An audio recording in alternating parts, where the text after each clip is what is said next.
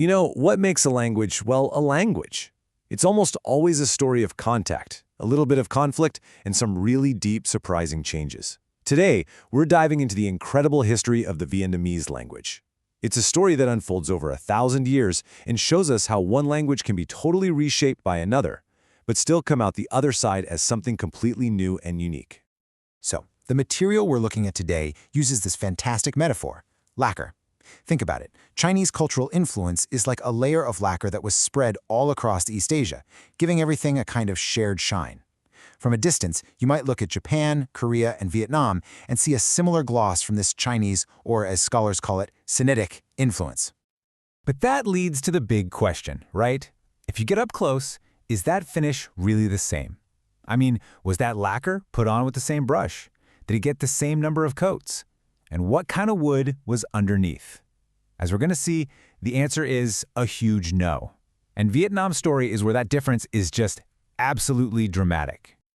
Okay, so to really get that difference, we have to start with what everyone had in common. For centuries, the educated folks in Vietnam, Korea, and Japan were all part of what's called the sinographic cosmopolis.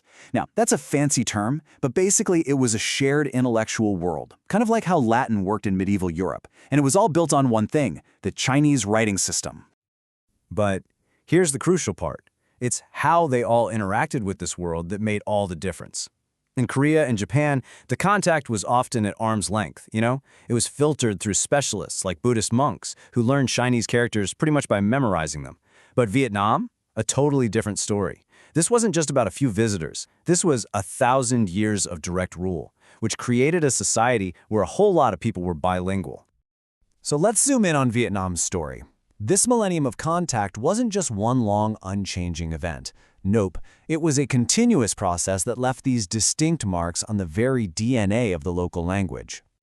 I mean, just look at this timeline. It starts with the Han conquest way back around 100 BCE, goes all the way through the powerful Tang dynasty, and for all that time, the area we now know as northern Vietnam was under direct Chinese administration. This was more than just politics. It meant constant, deep, everyday contact between Chinese-speaking rulers and the local people, who were speaking an ancient language we call Proto-Viet Mong, the ancestor of modern Vietnamese. And all that long-term contact, well, it acted almost like a geological process, just laying down different layers of language over time.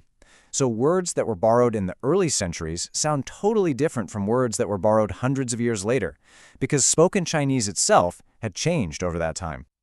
And this is the part that is so cool. You can actually see and hear these layers in modern Vietnamese today. Let's take the character for T.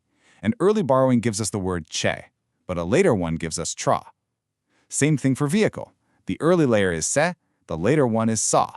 They're like little linguistic fossils, preserving the sounds of Chinese from completely different periods of history, all living together in one language. So, okay, we've got all these layers of borrowed words. But this is where the story takes this wild, unexpected turn. It looks like a very rare and kind of counterintuitive thing happened. A huge language shift that went in the exact opposite direction you'd normally expect. First off, what's a language shift? It's pretty much what it sounds like. It's when a whole community of people stop speaking their original language and switches over to a new one. And this usually happens for reasons of power, prestige, you know the drill. Right. So normally this is a bottom-up thing. A group with less power, like the ancient Gauls, adopts the language of the powerful Roman conquerors, Latin.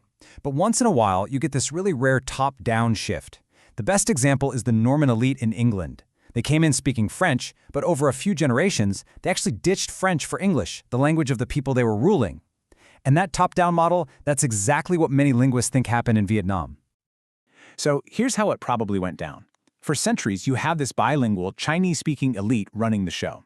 But then the Tang dynasty in China collapses, and suddenly their connection to that center of power and culture is broken.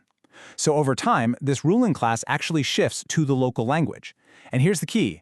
As they made that switch, they dragged a ton of their old language with them, its vocabulary, its sounds, its structure, and infused it into the local language, basically remaking it from the top down. So yeah, this was way more than just borrowing a few words. This dramatic top-down shift was a seismic event. It had these massive consequences, and it basically forged a brand new language on the anvil of history. The local language. now drenched in the Sinitic influence, evolved into what we call Vietnamese. And its sister languages, the ones spoken by communities that didn't have this top-down pressure, they evolved separately, becoming what we now know as the Muong languages.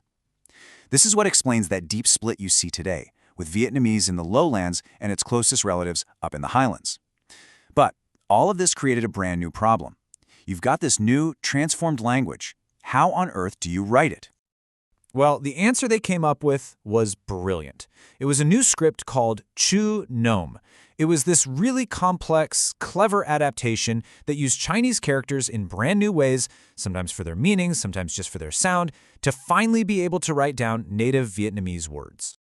And you can see the logic right here in this quote from an old Nome dictionary.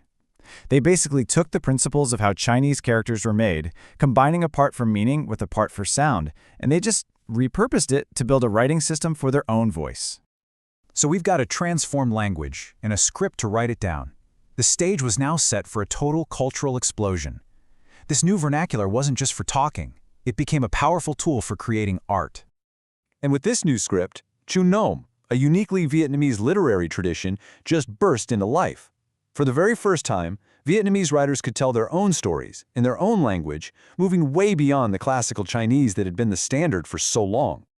And the absolute crown jewel of this entire tradition is the epic poem, The Tale of Kieu. It was written in the early 1800s, and it's widely seen as the masterpiece of all Vietnamese literature.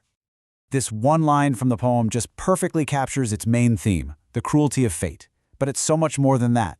It shows a language that has completely and totally come into its own. It took in centuries of outside influence, sure, but it forged all of that into a tool that could express something profoundly and uniquely Vietnamese. So the story of Vietnamese really leaves us with this huge question to chew on. What does it even mean for a language to be so deeply shaped by another, to be lacquered so heavily, and yet to come out with its own totally distinct texture, color, and voice? It's just a powerful reminder that identity, whether it's in language or in life, is so often forged in the fires of contact.